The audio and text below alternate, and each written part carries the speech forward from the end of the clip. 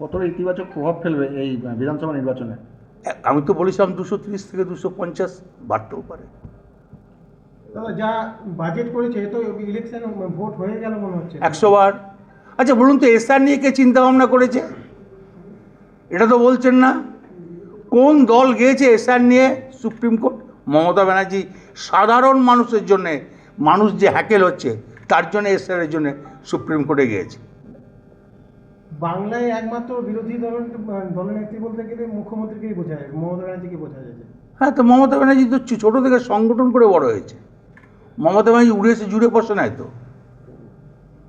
দাদা বাজেট ঘোষণা হওয়ার পর বিজেপি আলাদা করে বলেছে আমরা ক্ষমতা এলে 3000 টাকা করে লক্ষ্য ও তো তোমার মহারাষ্ট্রে বলেছিল কি দিয়েছে, না না, একটা দিকে দিল্লিতে কি দিয়েছে, টুকলি করে, মধ্যপ্রদেশে কি দিয়েছে, রাজস্থানে কি দিয়েছে, হরিয়ানাতে কি দিয়েছে।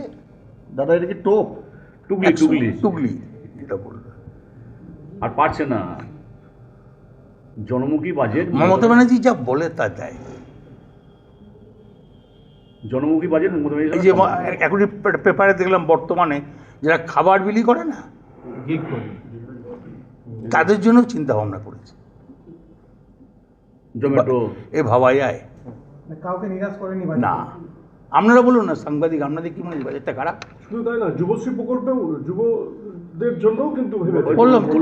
বললাম তো 1,500 টাকা করে, 21 থেকে 40, বললাম তো 1,500 টাকা। 1000 থেকে 1500, 1000 থেকে 1700 লক্ষ্মী ভান্ডার। দাদা এইটা কিন্তু অনেক মানে যারা এই বয়স থেকে অনেকে ইনকাম করে না, অনেকে কিন্তু ডিপ্রেশনে ভোগে, কিন্তু সেই জায়গায় মুখ্যমন্ত্রী ভাবেছে। হ্যাঁ, তো নিশ্চয়ই ভাববে, কেন ভাববে? সে যে পশ্চিমবাংলার মুখ্যমন্ত্রী, সে যে বাইরের মুখ্যমন্ত্রী নয়, তার তো এই মাটিতেই জন্ম।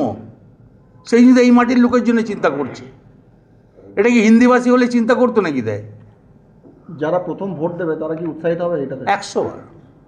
বিজেপিকেও লক্ষ্মীর ভান্ডার দেবো বলতে হচ্ছে কেন? কি এর সংগঠন নাই বলেই বলতে হচ্ছে, কিছুই তো নাই। তা বলেও তো দেয় না।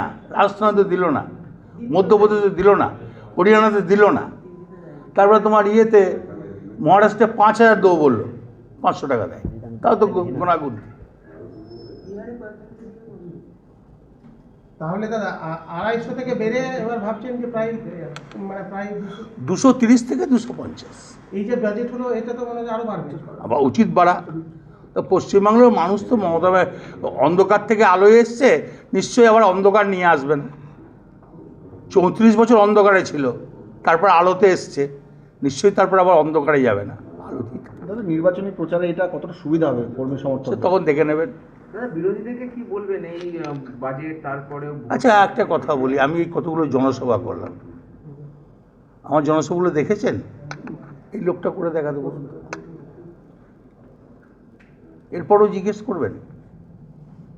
আজ মমতা ব্যানার্জি যদি উন্নয়ন না থাকতো, সংগঠনের জোর যদি না থাকতো, মানুষের সঙ্গে যোগাযোগ যদি না থাকতো, এই লোক হতো? একটা মিটিং বলে দিন যে এই মিটিংটাতে লোক কম ছিল।